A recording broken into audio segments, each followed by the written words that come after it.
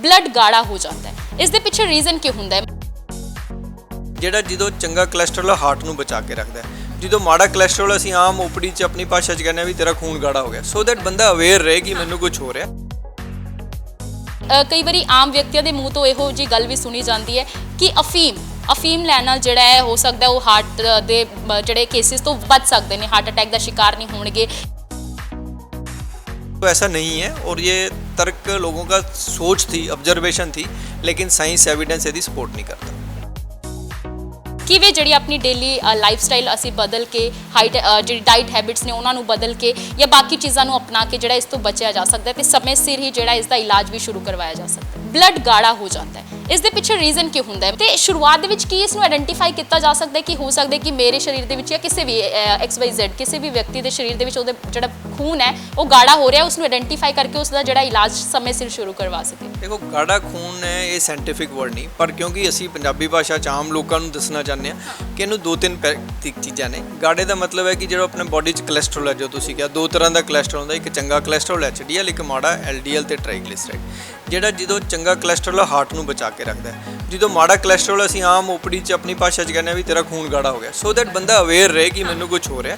ਖੂਨ ਗਾੜਾ ਹੋਣਾ ਮਤਲਬ ਬੈਡ ਕੋਲੇਸਟ੍ਰੋਲ ਦਾ बढ़ना, ਬੋਡੀ ਦੇ ਵਿੱਚ ਜਦੋਂ बढ़ ਜਾਂਦੇ ਆ ਤਾਂ ਉਹ ਆਪਣੇ ਆਪ ਹੀ ਕੈਮੀਕਲ ਰਿਐਕਸ਼ਨ ਕਰਦੇ हैं ਜਿਹੜਾ कि हार्ट ब्लॉकेज बढ़ाता है और sometime it is one of the reason of heart attacks. एक तो ये होता है, दूसरे रेयर केमिकल्स होते हैं जो कि छोटी एज में, जैसे मैंने बताया, मान लो 40 साल की एज में कई लोगों को हार्ट अटैक है, या अधरंग हो गया या कोई होर किते क्लॉट आ गया, लंग्स 'ਚ क्लॉट आ गया, तो इन्हां 'ਚ हाइपर होमोसिस्टेनीमिया एक चीज़ होंदी है ਜਿਹੜੀ कि ईजिली ਟੈਸਟਾਂ 'ਚੋਂ पता लग जाती है। जो ज़्यादा होंदी है वो इटसेल्फ वो ट्रीटेबल है, तो itself can cause heart attack, लेकिन वो बहुत रेयर चीज़ है। कोलेस्ट्रॉल को हम ज़्यादा बोलते हैं। तीसरी चीज़ जो आपने बताई हमने कि जो डिहाइड्रेशन, जो मेरा बहुत ज़्यादा मानना है, जैसे आपने देखा होगा एक्सट्रीम गर्मी में भी अटैक बढ़ते हैं, ठंड 'ਚ भी बढ़ते हैं। ठंड 'ਚ कारण दो हैं कि एक तो नाड़ियाँ कमज़ोर हो जाती हैं, लोग वेजो कंस्ट्रिक्शन हो जाती है और लोग पानी नहीं पीते, तो उससे जो विस्कोसिटी है, जो थिकनेस है वो हार्ट की रिलेटिवली बढ़ जाती है, जो वास्कुलर वॉल्यूम है वो बढ़ जाता है। तो वो जितने भी स्पीड स्लो होगी उन्नी पाइप जितनी स्पीड कम होगी तो आप देखो खून के धब्बे जम जाते हैं। अगर उनके पास पहली कोलेस्ट्रॉल ज़्यादा है, ऊपर से सिगरेट पी रहा है जो कि अगेन केमिकल्स है खून गाढ़ा करने वाला है, बहुत इंपॉर्टेंट है। तीसरा पोल्यूशन, आपने देखोगे पोल्यूशन के महीनों में भी हार्ट अटैक बढ़ जाते हैं। ये सारी चीज़ें खून गाढ़ा कर दिया ने, सो जो खून गाढ़ा कर दिया ने तो यह अपने आप च खून के धब्बे जमा के हार्ट अटैक कर सकती है।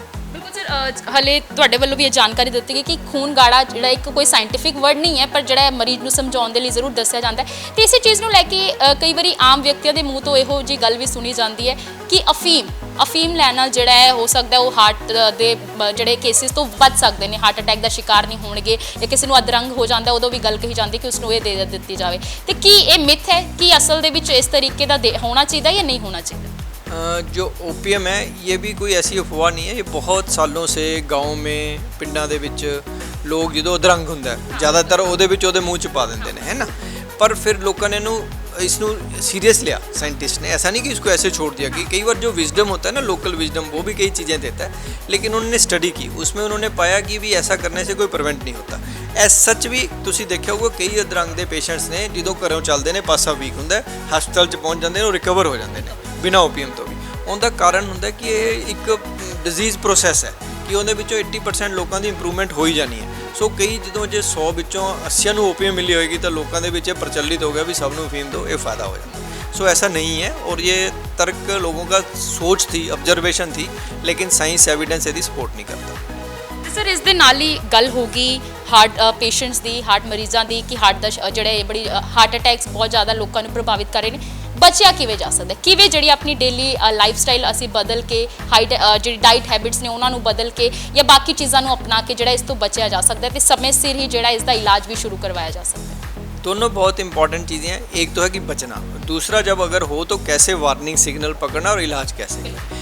बचने के लिए मैं कहूँगा कि अपने नंबर्स कंट्रोल करें, ब्लड प्रेशर अपना 120-80 से नीचे रखें, शुगर 100 से नीचे रखें, वेट अपना जोड़ा वो बढ़न ही ना दें, है ना, ओवर वेट नहीं होना चाहिए, दैट इज़ वेरी इंपॉर्टेंट। और समय समय पे जिनकी फैमिली हिस्ट्री है, या जिनको शुगर है, या जिनको मोटापा है, उन्होंने खून गाड़े वाले टेस्ट, कोलेस्ट्रोल जिदा आप कहने वो चेक करा लेने चाहिए।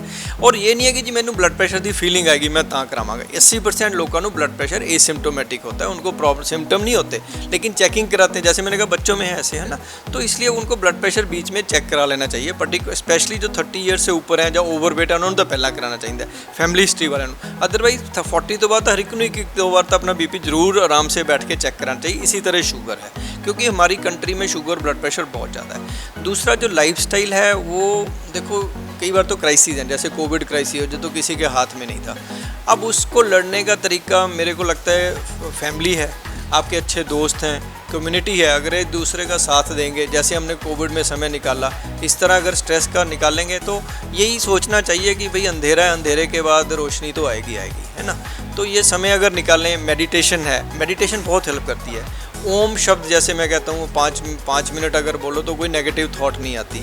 आप प्राणायाम करते हो, ब्रिस्क वॉक करते हो, brisk walk is it self A meditation, cycling is it self A meditation, क्योंकि आपके मन में दूसरे विचार नहीं आते और ये सारी आपकी लाइफ एक्टिविटी करते हैं। अच्छे कोलेस्ट्रॉल बढ़ाते हैं, बुरे कम करते हैं, नेगेटिव थॉट्स कम करते हैं, अच्छे हार्मोन्स होते हैं जो हार्ट, एंडोर्फिन्स होते हैं जो हार्ट को प्रोटेक्ट करते हैं। सो नियमित वॉक जो है, और मीठा, मैं कहूँगा मीठा और स्मोकिंग दोनों खतरनाक है।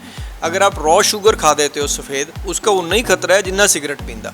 तो जितने लोग चीनी छोड़ देंगे, मिठा छोड़ देंगे और सिगरेट, दो चीज़ां ਜਿਹੜੇ ਛੱਡ ਦਿੰਦੇ ਨੇ ਉਹਨਾਂ ਵਿੱਚ हार्ट अटैक ਦੇ ਜਿਹੜੇ इंसीडेंट्स हैं 1/4 रह जाते हैं। सो ये हम चीज़ रख सकते हैं। एक जो आपने कहा था कि हम सिम्टम्स कैसे पकड़ें सडन डेथ के, जैसे मैंने पहले बताया कि किसी को अनयूजुअल गैस्ट्राइटिस हो रहा है, चेस्ट पेन हो रही है, फटीग है, वॉमिटिंग सी लग रही है, सिर चकरा रहा है, आंखों के आगे अंधेरा आ रहा है, थकावट महसूस कर रहा है, इत्थे पेन हो रही है, भारीपन हो रहा है, चलन फिरन नाल होया, फिर बैठे बैठे भारीपन हो गया, रुकन नाल ठीक हो गया, फिर बैठे बैठे।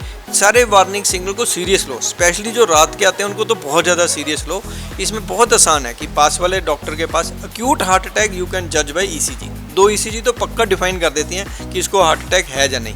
So it is simple. और जैसे मैंने बताया, अगर हार्ट अटैक है तो कोई परहेज नहीं करना चाहिए। ब्लड थिनर हैं, जैसे आपने देखा होगा कि ICMR प्रोजेक्ट भी शुरू हुआ अभी पीछे, तो जगह जगह पे आप अवेलेबिलिटी है, वो लाइफ सेविंग ड्रग्स लो और अपनी लाइफ बचाइए। ਬਿਲਕੁਲ। ਤੇ ਅਸੀਂ ਗੱਲਬਾਤ ਕੀਤੀ ਦਿਲ ਦੇ ਰੋਗਾਂ ਦੇ ਮਾਹਰ ਡਾਕਟਰ ਬਿਸ਼ਮ ਮੋਹਨ ਜੀ ਨਾਲ, ਕਿਉਂਕਿ ਜਿੱਥੇ ਗੱਲ ਹੋ ਰਹੀ ਸੀ ਕਿ ਹਾਰਟ ਅਟੈਕ ਦਾ ਜੋ ਹੈ ਯੰਗਸਟਰਸ ਤੇਜ਼ੀ ਨਾਲ ਜਿਹੜੇ ਪ੍ਰਭਾਵਿਤ ਹੋ ਰਹੇ ਨੇ, ਤੇਜ਼ੀ ਨਾਲ ਯੰਗਸਟਰ ਜਿਹੜੇ ਨੇ ਹਾਰਟ ਅਟੈਕ ਦਾ ਸ਼ਿਕਾਰ ਹੋ ਰਹੇ ਨੇ, ਤੇ ਕਿਵੇਂ ਉਸ ਦੀ ਪਛਾਣ ਕੀਤੀ ਜਾ ਸਕਦੀ ਹੈ ਸਮੇਂ ਸਿਰ, ਤੇ ਕਿਵੇਂ ਜਿਹੜਾ ਉਸ ਤੋਂ ਬਚਿਆ ਜਾ ਸਕਦਾ ਹੈ। ਕੈਮਰਾਮੈਨ ਸੰਦੀਪ ਸਿੰਘ ਦੇ ਨਾਲ ਮੈਂ ਕਲਪਨਾ ਮੌਰਿਆ, ਵੇਖਦੇ ਰਹੋ ਦਾ ਸਿਟੀ ਹੈਡਲਾਈਨਸ।